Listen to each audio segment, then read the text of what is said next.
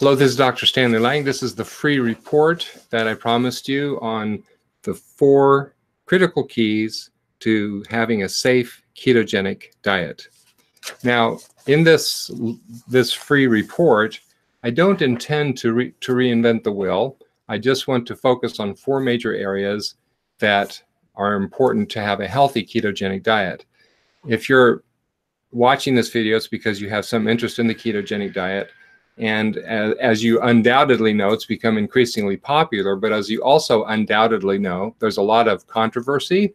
Some people very much against it, some people passionately for it, but there's also a lot of variation in it, how it's done. And one of the things that I noticed more than a couple of years ago is that a lot of people are doing the ketogenic diet in a way that I don't think is very healthy in the long run.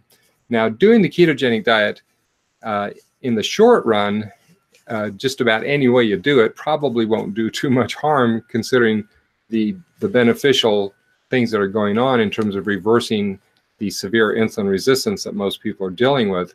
But if you stick with a bad version of the ketogenic diet for the long run, you will develop some problems because almost all of the versions that I've seen have significant defects or deficiencies in some key nutrients. I'm going to talk about 4 of them in this free report, and then we'll talk about a little bit about what you can do about that. So the first major defect and the major criticism that a lot of people have in many people's version of a ketogenic diet is that they just don't have much fiber. And the reason for that is because the foods that are being cut out are basically carbohydrates, which have the fiber. So especially the grains, the fibers associated with grains, they're all gone on a ketogenic diet. And a lot of the higher fiber vegetables and fruits are not being consumed either. So one of the things that I do is use very low glycemic seeds as sources of fiber. And this can be done without pushing yourself over the carbohydrate barrier or boundary. Most of the time, we're aiming to stay less than 18 grams of carbs. And you can do this by using key seeds to provide the fiber source. And why do we want fiber? Well, because it's not just to have a normal bowel movement. Fiber plays a significant role in detoxifying the body. The colon is a major detoxifying organ. And if you don't have enough fiber in it, you're just going to reabsorb those toxins. And so fiber is an important part of our diet. And you can do the ketogenic diet in a way that you have significant amounts of fiber that doesn't raise your blood sugar, and it doesn't raise, so it doesn't cause you to go out of ketosis.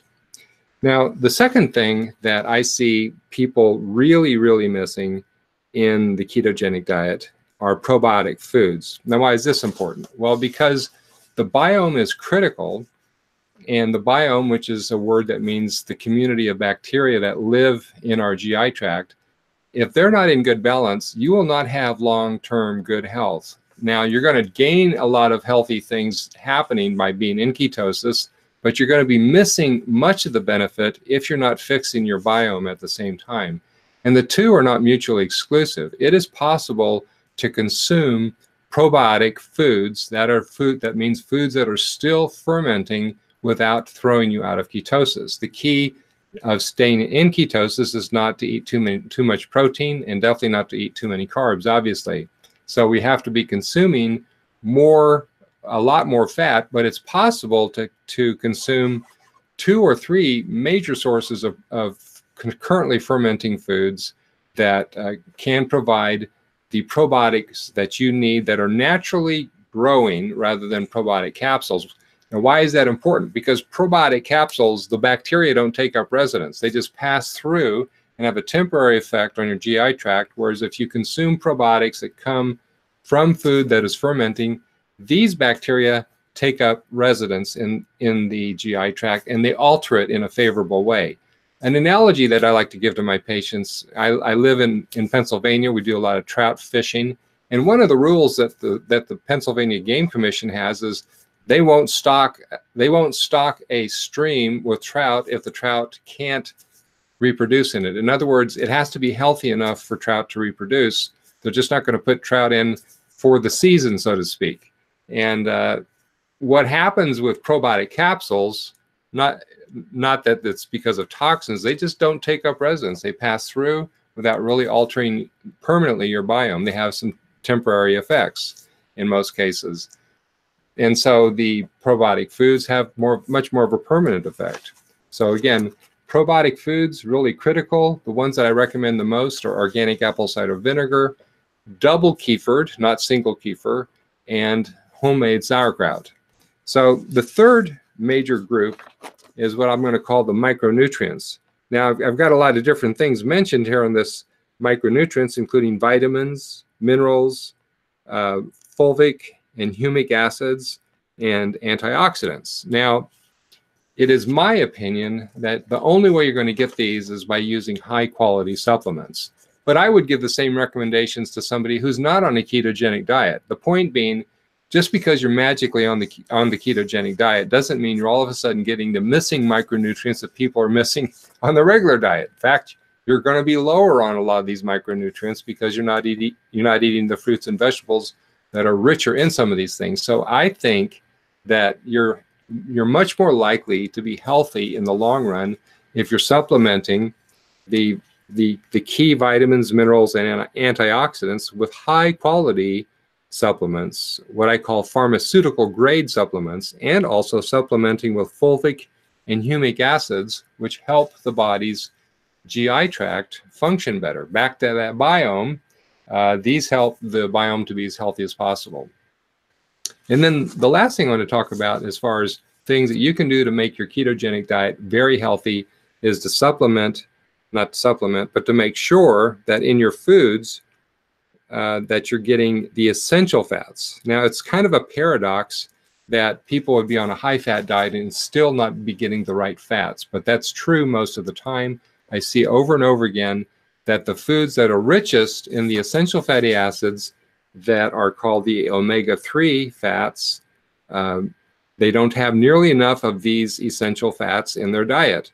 They rely on fish oil or other marine oils, and those are not the essential fat. They're in the family of the essential fat, but you need other foods that you can easily get if you know what you're looking for, and you need to eat enough of them to be healthy. The omega-6, it's much easier to get omega-6, but the problem is most of it's damaged omega-6. So all of the vegetable oils that you can buy in the grocery store, largely they're damaged because they were extracted under high temperature and sometimes with chemicals also. So you need to get undamaged omega-6 and avoid the damaged omega-6. The best sources for undamaged omega-6 are nuts and avocado. So these are areas that I encourage all of my patients to be paying attention to, but I include it especially for people on the ketogenic diet because they're going to be missing the fruits and vegetables that people have a lot more access to on so-called normal diet. So I encourage you to incorporate these concepts into your ketogenic diet if you want to have long-term success and health. Now, certainly there's some people that haven't done these things and claim to have long-term success and health, but there's a lot that haven't had long-term success. They don't feel well after a while and they drop off. One of the reasons, I believe, is because they're missing key nutrients and they don't feel well. So if you want long-term success and also better short-term success, I recommend using these strategies. And if you're not sure how to do these strategies, I go into great detail on the Healthy Ketogenic program. The link is on this video or below the video. If you know what to do, how to do these things, then go ahead and keep doing them. So I wish you well, God bless, and have a great day.